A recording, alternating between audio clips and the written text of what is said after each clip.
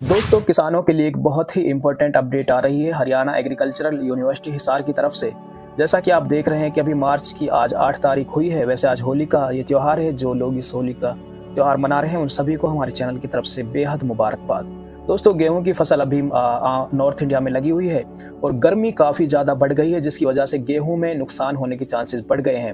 और दोस्तों, अभी हाल ही में इंडियन गवर्नमेंट ने एक डेटा रिलीज़ किया था। हर साल 1 फरवरी को इंडियन गवर्नमेंट एक डेटा रिलीज करती है। वो बताती है कि 1 फरवरी को हमारे मुल्क का जो बफर स्टॉक है, जहाँ पर सीरियल्स का स्टॉक है, उसमें कितना अनाज हमारे पास होता है, स्टॉक में होता है। और तो इस बार पिछले बीते 6 सालों में हमारे पास सबसे कम स्टॉक है और ये लगभग 154.44 लाख टन के करीब है।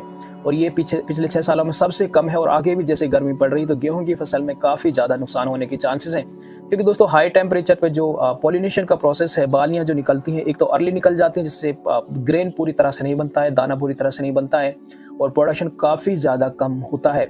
ऐसे में दोस्तों ये जो हमारी यूनिवर्सिटी है HAU हिसार, इन्होंने कुछ गाइडलाइंस किसानों के हित के लिए रिलीज की हैं। वो मैं एक बार आपको बता देता हूँ। वैसे आपके स्क्रीन पे यहाँ चलेंगे और मैं इसको आप हमारे व्हाट्सएप जो ग्रुप है आज टीवी फैमिली या फिर हाईटेक फार्मिंग, वहाँ पर भी मैंने इसे पोस्ट किया हुआ है, आप वहाँ से भी ये पढ़ सकते हैं। दोस्तों, क्या बताया गया है कि अगर दिन और रात का टेम्परेचर मिला के जो एवरेज होता है ये 24 डिग्री सेल्सियस से बढ़ता नहीं है। दोस्तों, इसको थोड़ा सा समझें। जैसे कि अभी मैं कल ही चेक कर रहा था कि जो दिन का टेम्परेचर हमारे यहाँ पर नूह डिस्ट्रिक्ट में 30 से लेके 32 डिग्री सेल्सियस है दिन का टेम्परेचर, और रात का टेम्परेचर जो मैं देख रहा था वो 17 डिग्री सेल्सियस के करीब दिखा रहा था।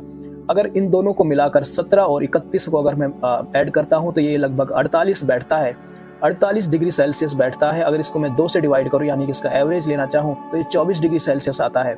HAU हिसार क्या कह रहा है कि अगर आपका एवरेज टेम्परेचर 24 डिग्री से बढ़ता है तो तब तक 24 डिग्री तक आपको चिंता करने की कोई ज़रूरत नहीं है। पर अगर आप ये टेम्परेचर 24 डिग्री सेल्सियस से बढ़ता है तो फिर गेहूं की फसल में नुकसान हो सकते हैं। और इस टाइम ये बिल्कुल लिमिट पे पहुंचा हुआ है। और एक बात उन्होंने और कही है, अगर रात दिन का टेम्परेचर 35 डिग्री तक है, 35 डिग्री सेल्सियस से बढ़ता नहीं है, तब तक प्रॉब्लम नहीं है। अगर 35 डिग्री सेल्सियस से बढ़ता है तो फिर प्रॉब्लम्स हैं। हालांकि अभी ये टेम्परेचर 35 डिग्री सेल्सियस तो नहीं पहुंचा है, 32 डिग्री के आसपास है। पर रात का टेम्परेचर जैसे वो 15 डिग्री सेल्सियस कह रहे हैं तो इससे टेम्परेचर थोड़ा सा बढ़ा हुआ है, 17-18 डिग्री सेल्सियस तक ये जा रहा है। तो कहीं ना कहीं प्रॉब्लम्स हो सकती हैं, गेहूं की फसल में प्रोडक्शन कम आ सकता है। अब इससे बचा कैसे जाए ये भी वहाँ उन गाइडलाइंस में बताया हुआ है। दोस्तों, पोटेशियम क्लोराइड के नाम से एक फर्टिलाइजर आता है, म्यूरेट ऑफ पोटास भी इसे कहते हैं, MOP के नाम से इसे जाना जाता है। ये आपको यूज करना है, यानी कि पोटेशियम की डोज आपको फसल पे बढ़ानी है, क्योंकि पोटेशियम एक ऐसा न्यूट्रिएंट्स है जो ग्रेन बनते टाइम या दाने बनते टाइम सबसे ज़्यादा ज़रूरी होता है। इससे दाने के ऊपर चमक आती है, ज़्यादा दाना बनता है, फूल से ज़्यादा फल बनता है, आप ये कह सकते हैं। तो इसे कैसे यूज करना है आपको दोस्तों, आपको जो डोज लेनी है, अगर आपकी क्रॉप अर्ली क्रॉप है, आपने गेहूं की फसल अर्ली ली है और आपकी बालियां बन चुकी हैं, तो फिर आपको 400 ग्राम MOP को 200 लीटर पानी में मिलाकर स्प्रे करना है। एक बार ये करना है, तब तक आपका ये 15 दिन में लगभग रिपीट करनी होती है। पर क्योंकि अभी आपके पास टाइम बिल्कुल नहीं है तो आप लगभग एक ही स्प्रे कर सकते हैं MOP का।